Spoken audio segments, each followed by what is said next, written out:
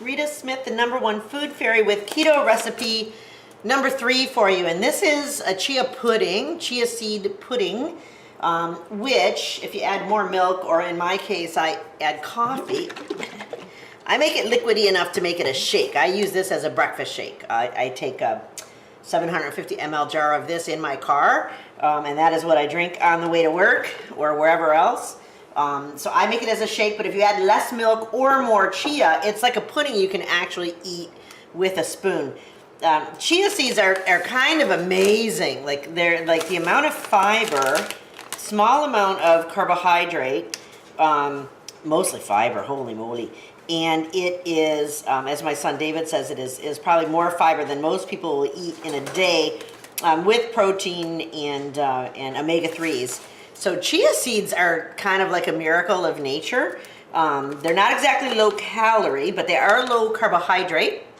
If you eat them in moderate amounts, and a tremendous amount of fiber. Wow, if you have any problems with regularity, this will cure it altogether. I think it actually works on blood cholesterol as well. But anyway, never minding that. I'm not a doctor. I don't know. But this is what I know about chia seeds. They're delicious. They fill you up. They're convenient. You can make a chia pudding and stick it in the fridge, and 2 days later add more milk and thin it out and take it as a breakfast shake. It's really handy to have made ahead of time and on hand. And I know that some people are held up buying chia because it is expensive. Like, it is expensive if you buy it in the wrong store. And just as a comparison, I actually was reduced. I was forced to buy chia in a regular grocery store some time ago last summer, and so I bought the package that they have, and thank you stores for carrying it, Bob's Red Mill Chia Seeds Organic. And this is a container. It is $340 grams of chia seeds, and this costs $14.69. $14.69 for 340 grams of chia seeds. Okay, now that is expensive actually, because you blow through them fairly quickly making shakes. Or you can do what I do, which is go to ARZ. ARZ has their own store brand of chia seeds, and this container, which is 567 grams, not quite double Bob's Red Mill, but getting close to double Bob's Red Mill for $4.29. So less than a third of the price. A big massive bag of chia seeds for $4.29 compared to less than half that amount for $14.69. So if you only see chia in the grocery store, you can't be blamed for thinking, wow, is that ever expensive? That's not even on the menu, because that is just too expensive to justify. You go to ARZ on Lawrence near Victoria Park, east of Victoria Park. Every time I'm in there, I buy all the chia that's on their shelf. They laugh at me going through the till because I don't get there all that often. And I just empty their shelf of chia seeds, and I have like 10 packages of these in my basement right now at $4.29 for 567 grams. So yes, it is expensive if you buy the grocery store brand at the full price. Holy crow. Or you can go to ARZ, and hopefully you don't get there just after I blew through and took all the chia off the shelves. One day they're going to tell me I'm not allowed to do that, but that day hasn't come yet. God bless ARZ. So I'm going to show you how to make chia pudding. I thin it out and make a chia breakfast shake. Wow, do these things make you feel fantastic. They are everything you need to start the day. For a little while in history there, I was adding a raw egg to it, but for a whole bunch of reasons, I stopped doing that, and I'm just now back to the chia, the sweetener, the milk, and a little tiny dot of vanilla. So give me 1 second, and I'll tell you what's in it and kind of how the containers that I make it in to make it most convenient to store it in the fridge and then to take it in the car with me, or just drink from a glass if you're hanging around the house, but lately I've been in the car a lot. So Rita's chia pudding, or Rita's chia pudding breakfast shake, depending on how much liquid you put in it. Here's what's actually in it, okay? Obviously chia. Get it at ARZ, okay? A little tiny squirt of vanilla just for flavor, because I love vanilla. I'm going to put in some Splenda. Let's say we're going to start with about a half of a cup and see if that's as sweet as I want the shake to be. Milk. This is whole milk. Once you go on a keto diet, it's whole milk all the way. 3.25% fat. milk. You don't drink skim milk anymore. It's too high of a ratio of carbohydrate to fat. So whole milk. I put coffee in, nice fresh coffee. Sometimes I make it just for that. Sometimes I use up leftover coffee, but I use both coffee and milk. It's actually a sweeter, kind of a plainer drink if you make it just with milk, but I add coffee to mine. And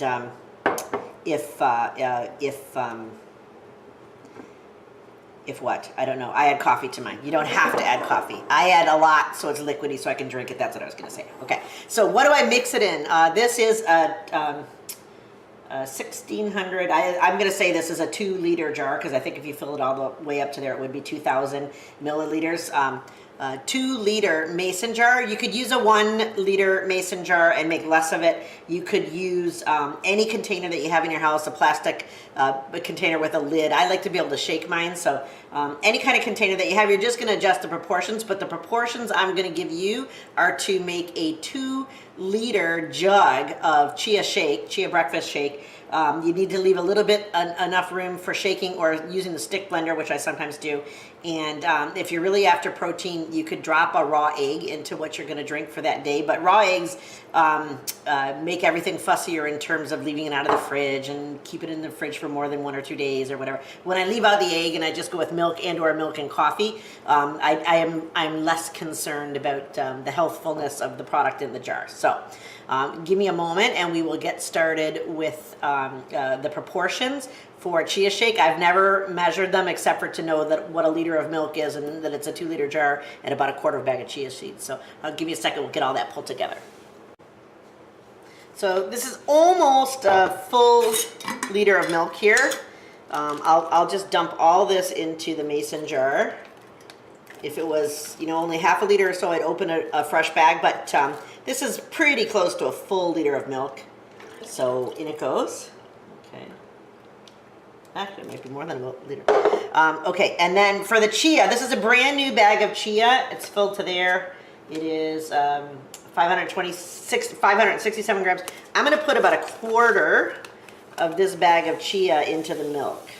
Maybe a fifth. Okay, so let's say I'm going to put in here at least 100 grams of chia seeds.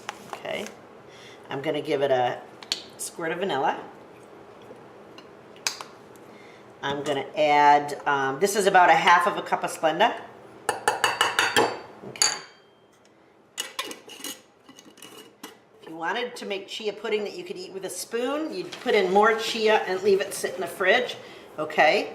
If you wanted a chia breakfast shake that is just with milk and chia and nothing else, that's it. You're done. That's it. Now, you are going to give it time, right? You're going to let it sit in the fridge, and the chia seeds will absorb the milk and soften and thicken. Oh, that's too sweet. I put in too much Splenda, but I'm going to fix that by adding coffee, which definitely takes away the sweetness, definitely adds more liquid, and that caffeine, which is important. Caffeine is good. Okay, so that's a full jug of a chia shake. I'm going to leave that sit in the fridge. Today is Saturday, so this is probably going to sit in the fridge all weekend long. On Monday, I'll give it a shake. Whoop. Okay, I could have sealed that better. On Monday, I'm going to give it a shake, and if I think it could be thicker, I could add more chia. Or if I think it's just perfect, I'll leave it. If by chance I shook it and I thought it was too thick to be able to suck up in a straw in a mason jar while I'm driving, then I would add a little bit more milk or coffee. The chia, it lives a life of its own. Some of it floats, some of it sinks, whatever. But that's 2 liters of chia breakfast shake. And I'm going to stick that in the fridge and forget about it for a day or 2. And then I'll just shake it and see if it's as thick or too thick or however I want it to be. And then just to give you a sample of what one looks like that's been in the fridge for a couple of days now. And it keeps fine. That's why I stopped putting the raw egg in it. And, okay. So that's about the texture. You'll see that the chia seeds, I don't know if you can see this, but the chia seeds get quite bigger and fatter and softer. They absorb a lot of milk and a lot of coffee. And and vanilla and sweetener, and they taste good, and it's good. And then to actually make this handy, something that I can pack and take in the car and not have to worry about managing it in a uniform way, I would I'd put a kapow on the top of this, which I use practically for everything, like this. Okay, so I'm going to fill up 750 ml jar. Okay, it's quite a bit of chia in there, quite a bit. And then put kapow on top. Okay, and that goes out to my car, and I can drive and talk on the phone and, you know, check my blind spot and whatever else. I can do these ahead of time, put the lids on and stick them in the fridge. I make it in the bigger jar, and then I pour it off into the smaller jars. So that's a chia breakfast shake for you. If you wanted it to be chia pudding, you would add less milk or more chia. Okay, there you go, chia pudding. Caffeine, fiber, no carbohydrate. What else could you want?